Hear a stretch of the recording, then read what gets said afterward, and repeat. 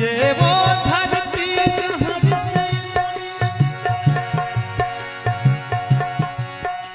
ये वो धरती जहाँ ऋषि मुनि जपते हरि नाम के माला।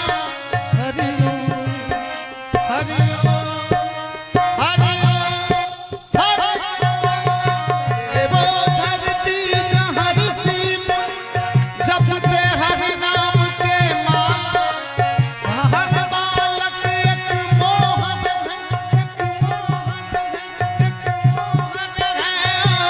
राधा की बाला, राधा की बाला।